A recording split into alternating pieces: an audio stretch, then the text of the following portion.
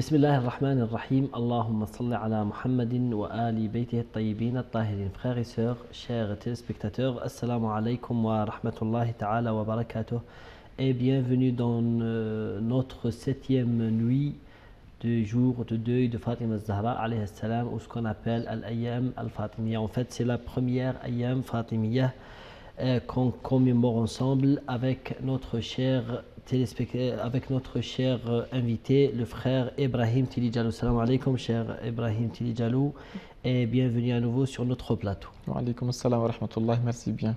Donc, hier, vous étiez avec nous, nous avons parlé de la souffrance de Fatima Zahra alayhi salam, et aujourd'hui, chers téléspectateurs, nous allons parler aussi des épreuves subies par Zahra alayhi salam. Mais avant que je commence à poser des questions à notre cher invité, j'aime bien vous dire une chose sur Mus'haf Fatima. En tout cas, en arabe, le mot Mus'haf ne veut pas dire le livre saint.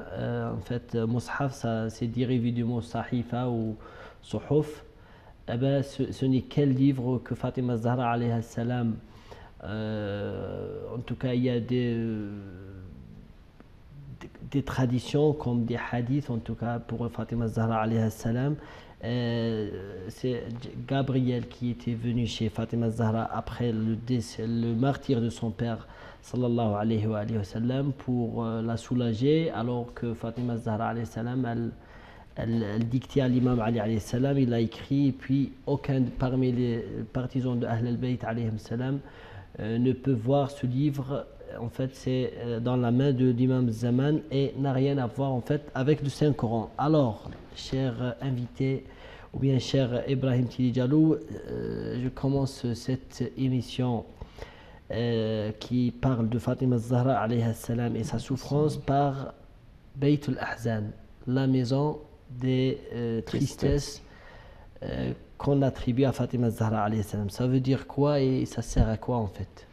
Ok, bismillah ar-Rahman ar-Rahim, Allahumma salli ala Muhammadin wa ali Muhammad, assalamu ala ismatillahi al-kubra, as-sayyidatu Zahra, assalamu ala hujjatillahi ala al-hujjaj, assalamu ala rasul al-akram wa ala jami ahli bayti alayhimus salam.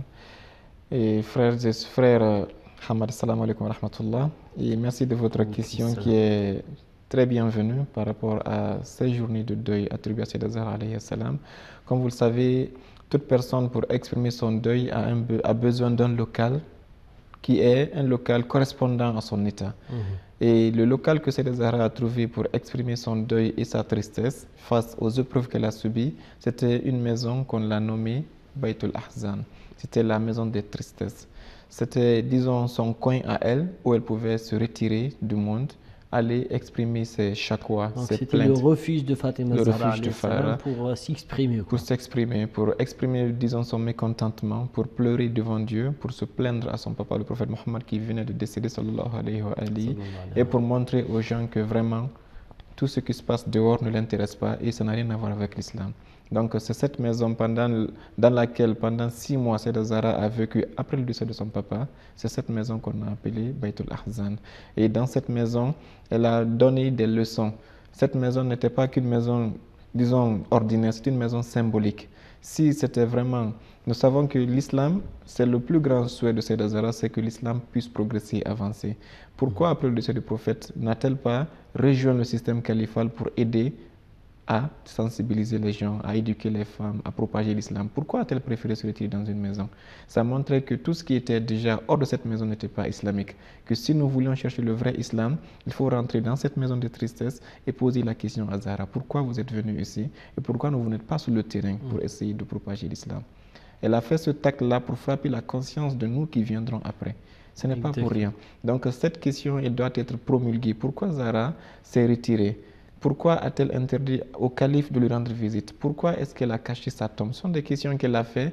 C'est une manière pour elle, une manière passive mais active aussi, de démontrer que tout ce qui se passe dehors est tout sauf quelque chose d'islamique. Donc c'est une manière de protestation contre le système. Voilà, une protestation intelligente et passive. Personne ne pouvait la blâmer, personne ne pouvait prendre l'épée contre elle, mais par ce tact, elle a montré que vraiment le système qui est dehors n'est pas le système authentique que le prophète a voulu laisser pour les musulmans après lui. Donc c'est cela qu'on comprend à Baytul Ahzan. Elle a pleuré, c'est vrai, mais pas parce qu'elle ne voulait pas pardonner, pas parce qu'elle n'avait pas un cœur qui était large, mais pour passer un message. Tout ce que les masoums font, ils le font avec intelligence et en concordance avec la volonté de Dieu.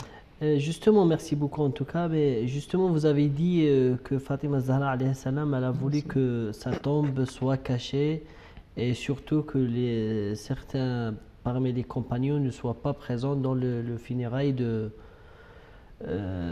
alors, qu'est-ce qu'elle a dit quand même? Qu'est-ce que vous pouvez nous dire sur son testament à l'imam Ali alayhi salam, qui est son mari, pour qu'il cache sa tombe et qu'il ne permette pas aux autres, à certains parmi les injustes en fait, parmi les compagnons, d'assister à cette cérémonie? Inch'Allah, c'est une très bonne question car c'est l'un des actes qu'elle a posé aussi pour protester contre le système califal. Imaginez qu'une personne qui meurt et par exemple qui sait que dans cette ville, il y a un imam de haut degré. Son plus grand souhait, si l'imam est authentique, c'est de dire quand je prie, quand je vais mourir, faites que cet imam-là prie sur mon corps, qu'il soit l'imam de la prière de cadavre sur mon cadavre. Mais Sayyidah Zahra, qu'est-ce qu'elle a fait? C'est le contraire. Elle dit quand je vais mourir, faites tout pour que le calife actuellement, qui est le numéro 1 de l'islam selon le monde, soit disant le numéro 1 de l'islam selon le monde, disons, califal, faites tout pour que celui-ci ne soit même pas informé que je suis décédé et faites tout pour ne pas qu'il assiste non seulement à mes funérailles, ni à mon enterrement. C'est un message fort aussi de Zahra pour nous dire à nous qui viendrons après que ces gens-là n'ont rien à voir avec l'islam. Parce que la fille du prophète, qui est la meilleure des femmes de l'univers, si elle avait, même si c'était un degré de confiance au calife, elle aurait souhaité que celui-ci dirige la prière pour aller à l'enterrement de la fille du prophète, que lui il prétend être le successeur. Mais voilà un peu le sens. Elle a voulu nous montrer que ce n'est pas le système califal. C'était des autoproclamés qui n'avaient rien d'authentique et rien de légitime. Comme vous le voyez, ce acte qu'elle a posé était un message aussi.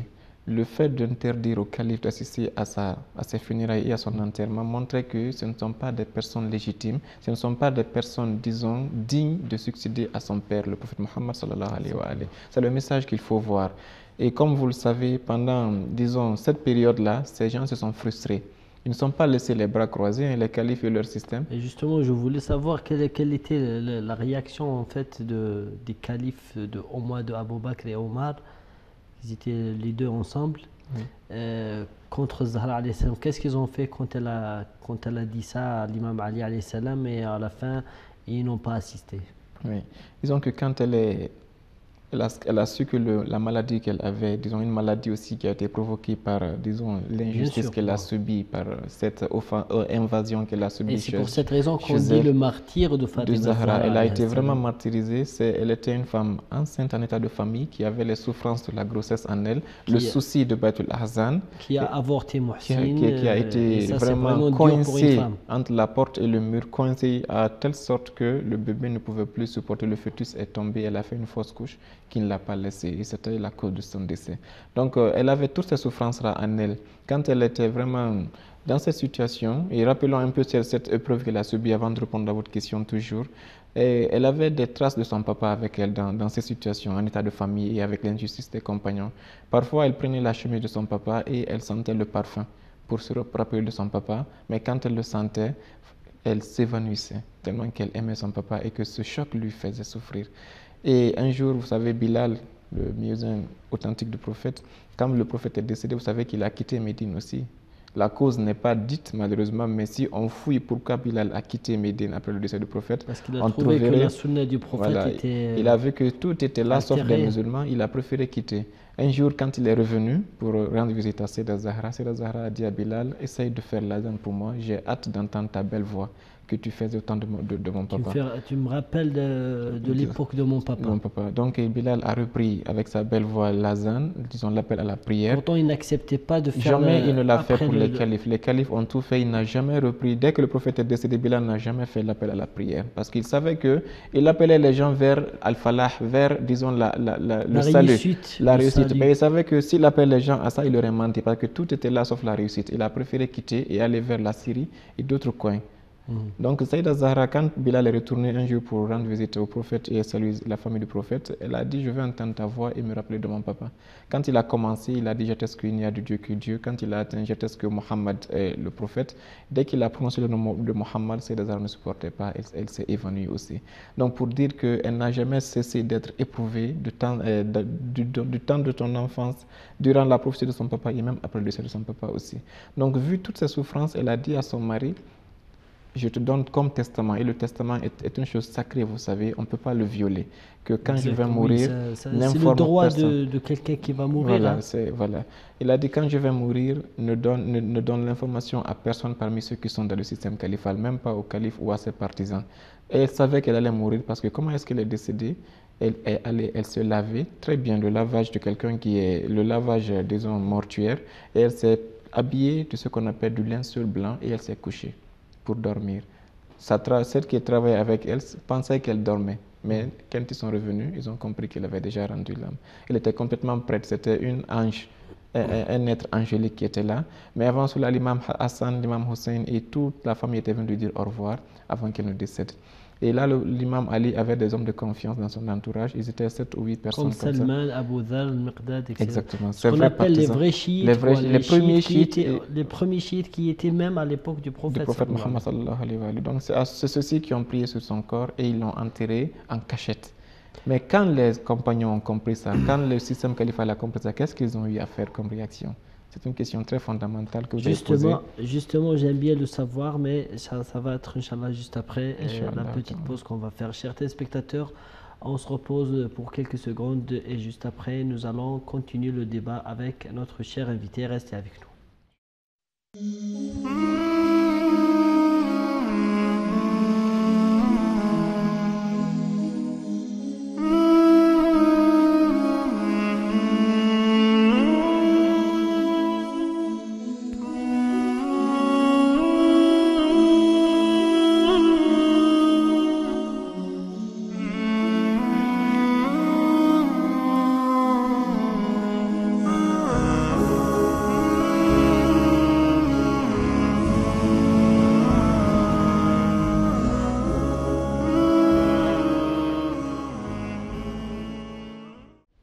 Très bien, donc chers téléspectateurs, bienvenue à nouveau dans notre deuxième partie. Donc justement, vous étiez dans la réaction qui était la deuxième partie de notre question. Alors qu'est-ce qu'ils ont fait les opposants d'Ahl al-Bayt alayhim salam dans le premier, ou bien comment dirais-je, dans leur première époque. Exactement. Parce que jusqu'à maintenant, il existe les opposants d'Ahl al-Bayt, ils ne veulent pas accepter Ahl al-Bayt. Oui. Pourtant, c'est écrit dans le Coran et même dans la Sunna, dans leur livre de Sunna même. Exactement. En tout cas, qu'est-ce qu'ils ont fait? Oui, c'était une insulte à leur autorité. Vous imaginez que la fille du prophète soit, disons, enterrée sans que le successeur, disons, prétendu successeur du prophète ne soit informé. C'était une insulte à leur égard. Exactement. Et ça montrait aux gens conscients que ceux-ci n'étaient pas des musulmans. Car s'ils étaient vraiment de vrais musulmans, Sayyidah Zahra aurait souhaité qu'ils viennent faire des bénédictions pour elle. Mais elle ne les a pas appelés. Donc quand ils ont compris cela, ils sont venus demander à Ali, mais comment oses-tu enterrer ta femme sans nous informer qu'elle est déjà décédée? Ça, c'était la deuxième insulte, en plus du fait qu'elle ne les a pas pardonnés quand ils sont venus tous les deux trouver qu'elle était malade et lui demander pardon. Elle avait refusé, ça c'était la première insulte. Deuxième humiliation, c'est quand elle a fait son testament ici. Donc qu'est-ce qu'ils ont fait, Imam Ali, qu'est-ce qu'il a fait pour ne pas que les gens découvrent la tombe? La nuit dans laquelle il a enterré Sayyidah Zahra, il a, disons, 40 tombes ont été, disons, renouvelées. Renouveler de quelle manière? De sorte que si tu viens, tu ne vas pas savoir parmi les 40 tombes quelle est celle qui a été creusée aujourd'hui. C'était une technique qu'il a fait pour cacher. Quelle que soit l'audacité de quelqu'un, il ne peut pas aller creuser toutes ces 40 tombes. Mais ils avaient voulu le faire. Omar a pris son épée et une armée avec lui et ils sont venus voir Ali. Et ils se sont dirigés vers la tombe, vers le cimetière. Ils ont dit Wallahi lananbushanna qabraha wa nusalliyanna alayha. Il dit nous allons exhumer son corps, le corps de Sayyidah Zahra, et nous allons prier sur elle. Tout ça, ils veulent ça, c'est juste pour cacher médiatiquement quand même cette insulte, quoi. Mais l'imam Ali, qu'est-ce qu'il leur a dit? Il a dit Amma haqqi fataraktuhu makhafatan an yartadda an-nas an dinihim. Il dit par rapport à mon droit de calife, je l'avais laissé pour ne pas que les gens retournent de la religion vers la mécréance, car ils étaient nouveaux en islam. Quand oui, on se fait, dangereux dans cette époque-là. Quand on se bat, il se pourrait que eux, les hypocrites se mélangent et les kafres de l'étranger et l'islam allait disparaître. Donc j'ai laissé mon. Il dit Amma Fatima. Il a juré, il dit Fa in hawwila hajarun min qabriha la asqiyanna al-arda min dimaikum. Il a dit si une seule roche, une seule pierre, un seul caillou vous touchez de la tombe de Zahra, je vais arroser la terre avec votre sang. Et il le disait face à Omar, il a terrassé Omar et a assis sur lui, avec son épée sur le cou de Omar. Si ce n'était pas Abu Bakr qui était venu en venant et supplier Imam Ali par le prophète, il allait s'attaquer à Omar ce jour-là. Et il s'est levé, Omar s'est levé, les gens sont dispersés. Donc pour montrer jusqu'où ils sont allés, même le corps de Zahra en paix, ils ne l'ont pas laissé. Aller la déranger jusque dans le cimetière pour essayer de l'exhumer. Imaginez quel est le signe, le manque de respect qui peut être égal à cela. Une femme qui est bien là, la fille du prophète, toi, de quel droit peux-tu venir dire que tu vas exhumer le corps de la fille du prophète? Voilà, elle n'a pas accepté que tu sois présent, c'est bon, voilà. C'est fini. Mais malheureusement, il ne pouvait pas accepter cette humiliation. Mais l'imam Ali était là ce jour-là. Il a dit, si vous m'avez fait du tort à moi, j'ai pardonné. Parce que je sais que mon pardon est une sagesse qui aura des fruits dans l'avenir. Mais quant à ma femme, si vous la touchez, je vais vous montrer que vous avez dépassé la règle, la limite impardonnable. Et ils n'ont pas joué avec ça. Ils connaissaient l'imam Ali dans Khaybar, dans Khandaq et tout ce que nous savons. Ils ne pouvaient pas jouer avec lui. Donc vous voyez jusqu'où ils ne l'ont pas laissé se reposer en paix. Et jusqu'à présent, l'imam Ali a gardé le secret. Personne ne peut le savoir sauf l'imam Mahdi Frajah Sharif, Inch'Allah Ta'ala. Et comme vous le voyez, Sayyidah Zahra de son vivant. Et ça vraiment c'est une preuve qui reste jusqu'à notre jour. Hein. Exactement. Le fait que la seule fille du prophète, le dernier héritage de notre prophète, aucun parmi les musulmans qui prétendent de l'amour du prophète ne peut le savoir. C'est une grande interrogation. Qu'il y a quelque chose dans l'histoire. Quelque chose s'est passé. Sinon, tout le monde saurait où elle est et aller vraiment la saluer. Sur ce point-là, que j'invite notre cher téléspectateur, surtout ceux qui opposent à Ahl-Bayt, qui n'acceptent pas leurs avis, de méditer sur ce point-là. Le fait que Fatima Zahra, on ne peut pas voir sa tombe, c'est vraiment grave. Une grande la seule femme la plus recherchée dans l'islam, aucun ne peut savoir sa tombe. Où elle est. Ça, c'est grave. C'est très grave. Donc, c'est une sagesse qu'elle a fait pour nous faire poser les questions pareilles. C'est pour que nous puissions méditer. Et forcément, quand on va poser des questions... je crois que c'est ça, excuse-moi, peut-être c'est l'interprétation de Hujjatullah alayna, les imams, quand ils ont dit que nous sommes la preuve d'Allah sur les gens, la créature, les créatures, pardon. Alors que Fatima Zahra, c'est Hujjatullah, c'est la preuve d'Allah sur nous. Peut-être que ça aussi, ça peut être interprété de cette manière. Exactement, Le fait que Fatima Zahra, à travers le fait que sa tombe est cachée, c'est une preuve pour l'imama Ahl al-Bayt alayhim salam. Exactement. Parce que celui qui peut chercher dans ce point-là, il trouvera la vérité. Il peut s'orienter vers la vérité. Exactement, il trouvera la vérité. Ainsi donc, Sayyidah Zahra, même après son enterrement, il y a des injustices qui ont été subies sur elle. Et vous savez qu'il y a un riwaya par lequel on peut conclure ici, qui est même reconnu par les sunnites sur le jour de la résurrection. Qu'est-ce qui va se passer entre Zahra et ceux qui lui ont fait du tort? Tout le monde sait que même il y a un livre très ancien qui était utilisé en Afrique que beaucoup vont se rappeler, surtout nos doyens. Il s'appelle Diwan al-Khutbat al-Minbariya. C'est un livre de khutbah, des khutbahs de vendredi qui sont divisés par tous les vendredis de l'année. Chaque vendredi, on dit le premier vendredi de Muharram, c'est lui. Deuxième Juma de vendredi, c'est lui. Troisième Juma de Muharram, c'est lui. C'est-à-dire toutes les khutbahs de toute l'année sont dans ce livre-là. C'est avec ça que nos parents faisaient les khutbahs. Mais le premier khutbah, comme c'est le premier vendredi de Muharram, quel est le khutbah qui est écrit dedans? Ça, c'est un livre sunnite et qui est propagé en Afrique. Il est dit dans ce livre que le jour de la résurrection, quand tout le monde sera ressuscité, Sayyidah Zahra va se présenter. Et comme on le sait, les anges diront fermez vos yeux jusqu'à ce que Zahra se présente. Mais quand elle se présente, qu'est-ce qui va se passer? Elle tiendra l'habit décès d'Imam Hussein alayhi salam, un habit taché de sang. L'Imam Hussein sera ressuscité à côté et elle va dire Allahumma shfa'a bayni wa bayna man qatala ibn al-Hussein. Imaginez, depuis quand ça s'est passé? Les gens pensent que quand Karbala est là, Fatima n'est pas concernée. Mais vous imaginez que c'est une martyre et les martyrs sont vivants. Et deuxièmement, que Karbala aussi, les événements de Karbala, c'est le résultat de ce qui s'est passé après le martyr de son prophète, du prophète sallallahu alayhi wa sallam. Donc Sayyidah Zahra, elle voyait Karbala du ciel, elle observait cela, disons même qu'elle était proche, mais elle n'était pas dans la même dimension que le terrain de Karbala, mais elle était là, elle voyait ce qui se passait. Le fait pour une maman de voir son fils égorgé, disons, c'est une peine insupportable. Et depuis l'instant où Imam Hussein a été égorgé, toutes les majlis al-Azhar qui seront faits, elle va assister, elle va pleurer. C'est une des épreuves aussi.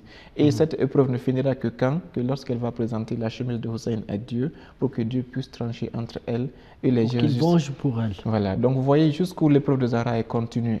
C'est une épreuve perpétuelle.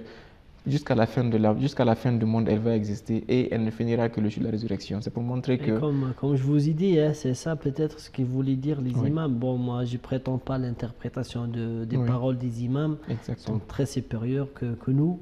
Mais quand même, ça peut être la preuve d'Allah sur les imams, c'est-à-dire sur l'imam même. Oui. Vous êtes en train de parler de ce qui s'est passé, comment le premier calife et son compagnon Omar ont réagi contre Zahra alayhi salam, le fait qu'elle n'a pas accepté qu'il soit présent dans son funérail. Maintenant, le fait qu'elle a refusé de prêter le serment d'allégeance à Abu Bakr, ça, qu'est-ce qu'elle voulait dire ou bien qu'est-ce qu'elle voulait transmettre comme message à nous, les musulmans? Exactement, c'est une question très fondamentale. Comme vous le savez, même les sunnites ils reconnaissent cela. Dans Musnad Ahmad, c'est écrit Man mata walam yarif imam zamanihi mita jahiliya ou bien walaysa fi unuqihi bay'a. Il y a des riwayats qui sont différents. Quiconque meurt sans qu'il ne soit sous l'allégeance, sans qu'il ne prête allégeance à un imam authentique du prophète, il est mort comme un païen, comme un homme qui a vécu dans le paganisme pré-islamique. Ça montre qu'il est mort mécréant. C'est-à-dire toute personne, c'est un hadith qui est reconnu, toute personne musulmane, le premier devoir du musulman, c'est de chercher à se connecter à l'imam. N'est-ce pas? Maintenant, Sayyidah Zahra alayhi salam, qu'est-ce qu'elle a fait? Si on prend la logique de l'histoire, et que les musulmans sunnites sont entendus, c'est que le calife du prophète c'était qui? C'était Abu Bakr dans leur vision. Mais personne dans le monde ne peut dire que Fatima a prêté allégeance à Abu Bakr. N'est-ce pas? Ça c'est reconnu.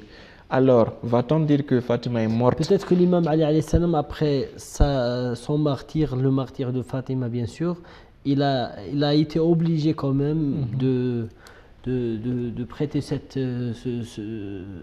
allégeance, oui. Mais par rapport à Zahra, comme je le disais, Zahra, pourquoi ne l'a-t-elle pas fait? Va-t-on dire que comme Zahra n'a pas prêté allégeance à Abu Bakr, elle n'a pas reconnu l'imam de son temps? Va-t-on dire qu'elle est décédée dans le paganisme? Ça montre que tout était là, que Fatima Zahra, certainement, et nous pouvons jurer qu'elle a prêté allégeance à un imam. Mais est-ce que c'était Abu Bakr qu'elle a prêté? Non. Donc, à qui Zahra a prêté allégeance? C'est ça la question que nous devons se poser. Exactement. On savait qu'elle n'a pas posé Abu Bakr, mais donc à qui a-t-elle? Parce qu'elle ne pouvait pas mourir sans prêter allégeance à un imam. Donc, à qui a-t-elle prêté allégeance? C'est cette question qu'elle a voulu que nous nous posions. À moins que si nous n'acceptons pas ce hadith-là, mais quand même, ce hadith, un hadith qui est dans... rejeter, disons que Ahmad, c'est le leader de l'école Hanbalite. En plus, ça existe aussi chez les chiites. Donc c'est un hadith authentique et unanime. Donc, à qui Zahra a prêté allégeance? Voici le natija du fait qu'elle n'a pas prêté allégeance. Et la réponse n'ira que vers l'imam Ali alayhi salam. Ça montre que Zahra nous a orientés vers le vrai imam. Elle nous a orientés vers le vrai capitaine qu'il faut suivre. Embarquons dans le bateau de l'imam Ali et nous serons sauvés, et n'allons pas vers le bateau que Sayyidah Fatima n'a pas emprunté. Et de l'autre côté aussi, elle nous a prouvé quand même que le calife ou bien l'imam de l'autre côté, c'était un imam de l'enfer. C'était pas vrai. Parce qu'il y a aïmatun yad'ouna ila al-jannah et ceux qui vous invitent au... Donc le message de Zahra, c'est de nous poser la question, si elle ne l'a pas fait au calife officiel, alors à qui l'a-t-elle fait? Comme Hatman, elle ne va pas mourir sans prêter allégeance. Donc forcément, elle l'a fait. Donc à tout musulman, ceux qui nous regardent, de se poser la question, à qui l'a-t-elle fait? Et si elle ne l'a pas fait à Abu Bakr, c'est qu'elle nous a interdit de le faire à Abu Bakr, mais de le faire à celui à qui elle a fait, à l'imam Ali alayhi salam. Voilà le message d'une fait de ne pas prêter allégeance à Abu Bakr. Merci beaucoup, cher frère Ibrahim Tiljalou. Vraiment, vous avez bien expliqué et bien répondu à ces questions. Inch'Allah, nous a resté peut-être une seule question. On va la traiter juste après cette petite pause. Chers téléspectateurs, reposez-vous pour quelques secondes et juste après, nous allons continuer notre débat.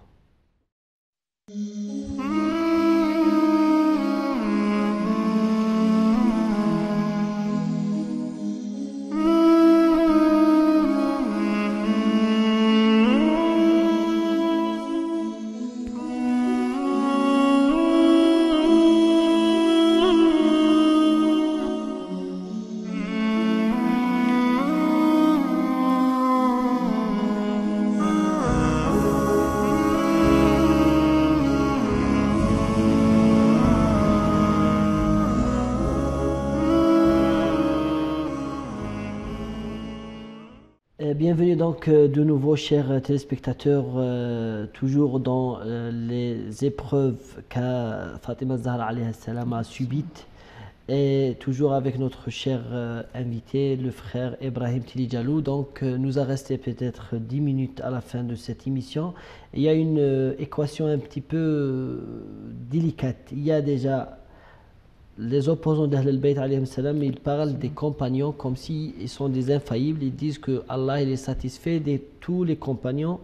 D'accord, on peut accepter ça pour le moment, pour dire que aussi le prophète, ou bien Fatima Zahra alayhi salam, le prophète, son père, il a dit en sa faveur que Allah Azza wa Jal, il est satisfait pour la satisfaction de Fatima, et le contraire. Donc ça c'est la deuxième. La troisième, par conclusion alors, ou bien pour poser la question, Zahra alayhi salam, quand elle était décédée, elle était fâchée de Abu Bakr, et ça c'est déjà écrit dans les livres authentiques comme le Bukhari et Muslim et autres. Donc comment vous pouvez quand même combiner entre ces trois équations-là? Oui, c'est une question qui est très bien aussi, parce que les chiites, il y a deux angles. Les sunnites considèrent que tous les compagnons sont satisfaits de Dieu. Ils amènent radiallahu anhum, radu anhu, quelque chose comme ça. Ils amènent ceci. Mais disons que même si on acceptait la vision sunnite que tous les compagnons sont... En tout cas, ce qui nous intéresse en fait, c'est Abu Bakr tout seul. Voilà, exactement. On va appliquer ça parce qu'Abu Bakr, en plus, ils disent que celui-ci, il fait partie des 10. Il y a 10 qui sont encore ceux élus et qui ont été promis de paradis de leur vivant.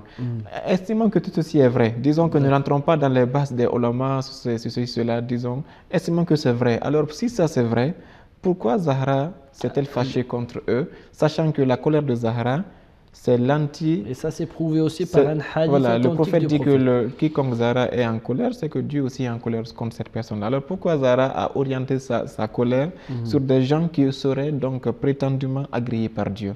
Donc voilà la question un peu qu'on doit analyser. En principe, nous allons essayer de revenir sur ce qu'on appelle le Rid Allah. Qu'est-ce qu'on appelle la satisfaction de Dieu? Le Rid Allah, c'est une récompense. Elle vient quand est-ce? Après la réussite aux épreuves de Dieu. Dans la sourate al-Fatiha, c'est très bien ici. Dieu dit Dieu a donné sa satisfaction aux croyants lorsqu'ils te prêtaient allégeance sous l'arbre. Ça, c'est connu. Donc, visant ce verset, tous les sunnites qui veulent nuancer un peu, ils disent que les compagnons sont tous immunisés. Par la preuve de ce verset. Mais quand on lit la même sourate aussi, au verset un peu à côté, il dit Inna alladhina yubayyi'unaka tahta ash-shajara innama yubayyi'una Allah yadullahi fawqa aydihim. Il dit Mohammed, ceux qui t'ont prêté allégeance sous cet arbre-là, ils ont prêté allégeance en réalité à Dieu, ils ont pris l'engagement devant Dieu. Donc cet engagement-là, qu'est-ce que Dieu dit? Il dit Faman awfa bima ahada alayhi Allah, quiconque va le respecter, nous allons le donner. Il dit quiconque va violer cet engagement, il n'a fait du tort qu'à lui-même. Donc voilà un peu comment Dieu définit l'agrément. L'agrément est là, il les a pardonnés, c'est vrai, mais il dit ce pardon-là est un engagement. Quiconque va maintenir l'engagement, le pardon va continuer, mais quiconque va violer l'engagement, le pardon va être suspendu. Exactement. Ça, c'est le Coran. Prenons l'exemple des prophètes. Si on regarde dans la classification de l'humanité, les personnes les plus parfaites et les plus agréées chez Dieu, ce sont les prophètes. Exactement. Et à la tête desquels il y a notre prophète Mohammed sallallahu alayhi wa sallam. Dans le Saint-Coran, il y a une sourate, un seul passage où Dieu a fait la liste de 18 prophètes de façon successive, de la sourate Al-An'am, qui commence par Tilka hujjatuna atinaha Ibrahim jusqu'à la fin. Dans ce passage, Dieu a listé 18 prophètes de façon successive. Et en bas de ce verset, il a dit aux prophètes, voilà les gens que Dieu a choisis, il dit, il faut suivre la ligne de ces gens-là.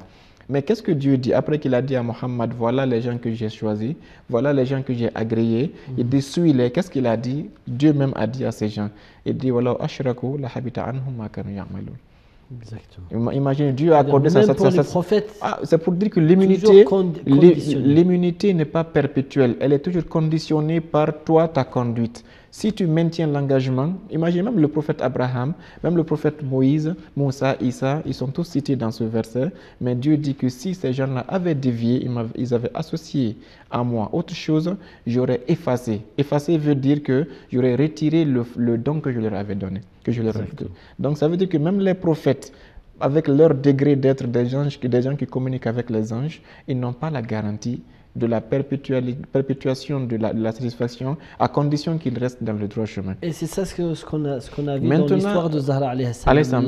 L'histoire nous a prouvé que Abu Bakr n'a pas quand même tenu. Donc c'est ça la question. Promesse, moi c'est pour cela que je dis aux chiites de ne pas rentrer dans les détails. Disons que même si c'était vrai que les sunnites reconnaissent que tous les compagnons sont déjà agréés, mais il y a un hadith dans Bukhari qui est très dangereux, qui est dans le Bab al-Hawd. Vous connaissez le Hawd, c'est le bassin que le prophète a au paradis et qu'il va donner à ceux qui vont rentrer au paradis. Oui. C'est un hadith qui est rapporté par tous les sunnites, par tous les livres authentiques après le rapportent. Il dit, le jour de la résurrection, le prophète raconte qu'il y aura des gens qui viendront vers lui pour boire. Quiconque boit dans cette eau... les anges viennent pour les empêcher. Voilà, quiconque boit dans cette eau déjà, il ne va plus avoir soif et il va au paradis. Mais un groupe viendra et les anges vont faire barrage. Ils vont dire, vous n'avez pas le droit d'approcher à cette eau. Le prophète va regarder, il va dire, Haoulaï ashabi. Voilà, ces gens-là, et le prophète va dire, mais les anges, qu'est-ce que vous faites? Ce sont mes compagnons, je reconnais, c'est voici tel, voici tel, voici tel. Les anges vont lui dire, Ma ta'arif ma sana'u ba'dak. Tu ne sais pas ce qu'ils ont fait après toi. Tu ne sais pas qu'est-ce qu'ils ont fait après toi. Ça, c'est un hadith qui est dans Bukhari. Qu'est-ce qu'on peut chercher plus que ça? C'est-à-dire que le prophète a montré que cette satisfaction qu'ils avaient, ils ne la mériteront pas après sa mort, car ils vont dévier. Et il a bien dit, Haoulaï ashabi. Qu'est-ce qui s'est passé alors? Qu'est-ce qui a fait qu'ils ont dévié? Personne ne se pose la question, alors que ce sont des textes qui sont authentifiés dans Bukhari. Pourquoi les sunnites ne se posent-ils pas la question de savoir pourquoi le prophète a dit que les compagnons vont dévier après sa mort et quel type de déviation ont-ils fait après son décès? La première déviation, c'est de l'injustice contre Zahra alayhi salam. Donc si Zahra a orienté sa colère contre ces compagnons-là, c'est qu'elle est en parfait accord avec l'ordre et la volonté de Dieu qui a vu que ces gens-là ont démérité la satisfaction qu'ils avaient, s'ils avaient une satisfaction dans le vivant du prophète Mohammed sallallahu alayhi wa sallam. Donc ça veut dire que, en résumé, la satisfaction de Dieu, elle est belle et bien réelle, mais elle est conditionnée. Et pour vous dire qu'elle est conditionnée, même le prophète Mohammed n'est pas garanti. Il y a deux versets. Ça c'est dans sorte Zumar au Ghafir, je pense. C'est le prophète lui-même, Dieu dit Wallahu ashrakta. Il le menace clair et net. Et dans une sourate, il dit Wallahu taqawwala alina ba'd al-aqawil la khaznahu bil yamin thumma laqatana binhu al-watid. Et dit si Mohammed avait inventé une seule chose sur nous, nous l'aurions saisi par notre puissance et nous l'aurions coupé son aorte. C'est pour dire que même Mohammed, qui est Rahmatan lil Alamin, pour qui le prophète a été créé, le paradis a été créé, n'est pas immunisé. Alors qu'est-ce qu'on peut dire des compagnons que vous prétendez, disons, être immunisés? S'ils ont dévié, l'immunité va se lever. S'ils ont maintenu, l'immunité va rester. Mais le Bukhari nous dit qu'ils ont dévié et l'histoire nous raconte ce qu'ils ont fait à Sayyida Zahra alayhi salam. C'est la première preuve et la plus palpable qu'ils ont dévié. Merci beaucoup. Dernière question, peut-être nous a resté je ne sais pas combien de minutes, mais ce que je vais vous dire, le fait que, parce que j'ai posé déjà cette question à notre frère qui était, ça fait 2 jours, qui était notre invité sur ce plateau. Le fait qu'on parle de ça, qu'est-ce que nous, les partisans d'Ahl al-Bayt, qu'est-ce que nous voulons dire par ça? Est-ce que nous cherchons aussi la bagarre avec les opposants d'Ahl al-Bayt en citant ces événements historiques, je sais pas, en insultant indirectement leur symbole, ou ce qu'on est en train de dire, c'est quelque chose de normal pour vous? Comment vous voyez les choses? Inch'Allah, nous, on a un verset dans le Saint-Coran sur la base duquel nous nous servons. Dieu interdit aux musulmans d'insulter les idoles que les mécréants adorent. En tout cas, nous n'insultons pas. Donc la philosophie d'Ahlul Bayt, c'est de passer un message. Non, ce n'est pas une insulte. Pour quelle raison? Parce qu'ils ont mal compris un peu. Le fait, par exemple, dans le Surat Tawbah, que Dieu dit que il y a des gens de Médine qui sont hypocrites, ce n'est pas une injure. Dieu a informé le prophète de la réalité de ceux qui l'entourent pour préserver ceux qui sont sincères parmi eux. Pourtant, Allah, il maudit aussi. Hein? Voilà, il donc, maudit dans le Saint-Coran. Il ne l'a pas fait pour rien. Il ne l'a pas fait parce qu'il ne les aime pas, mais parce que c'est par amour qu'on le fait. C'est comme si on donne des médicaments à ces gens-là. Et le médicament, c'est comme il y a l'injection qui fait mal. Quand tu regardes l'injection en elle-même, tu vas dire que ceci me fait du mal. Le docteur n'est pas gentil. Le médicament est amer. Pourquoi il ne me donne pas des choses qui sont douces? Il me donne ça, c'est amer. Quand tu regardes seulement le comprimé de l'injection, tu vas dire que ça fait mal. Mais demande-toi pourquoi est-ce qu'il te donne ces injections? Pourquoi? Quel est l'objectif de notre émission? Qu'est-ce qu'on veut? C'est pour essayer de les sauver. Voilà, c'est pour essayer de les guérir, de réveiller leur conscience et de les amener. C'est notre objectif. La méthode peut être mal jugée par eux, mais on les suppliera de ne pas se fâcher, de ne pas, disons, voir seulement l'action, mais de voir l'ensemble avec la finalité que nous cherchons. Et Inch'Allah, ils découvriront qu'ils finiront par nous remercier et savoir que nous sommes leurs meilleurs amis, Inch'Allah. Et nous disons ça, bien sûr, sachant qu'il faut qu'ils sachent aussi que nous sommes en train de les inviter à lire. Exactement. Et à chercher, à voir dans leurs livres avant de voir nos livres. Exactement. Parce que tout ça, tout ce qu'on a dit jusqu'à maintenant, presque en 90%, ça dans les livres ça vient des livres des opposants d'Ahl al-Bayt alayhi salam. Donc peut-être c'est leur faute. Et voilà, l'histoire c'est devant vous, chers téléspectateurs. Tout ce qu'on a dit, c'est dans l'histoire, dans Bukhari, dans Tabari, dans tous les livres que vous-même vous l'acceptez. Eh ben, vous n'avez qu'à chercher et lire et relire et critiquer bien sûr scientifiquement. Donc voilà, je vous remercie quand même, cher frère Ibrahim, pour ces explications. Inch'Allah, peut-être dans d'autres nuits, on se verra pour parler plus de Fatima Zahra alayhi salam, parce qu'elle mérite. Voilà, c'est la fille de notre prophète et ça fait partie des cinq personnes infaillibles, les gens de la famille du prophète, ou bien les gens du manteau que le verset coranique 33 de Surat 33 a parlé. Alors, chers téléspectateurs, je vous remercie pour votre fidélité. On se verra, Inch'Allah, dans la prochaine émission. Salam alaikum.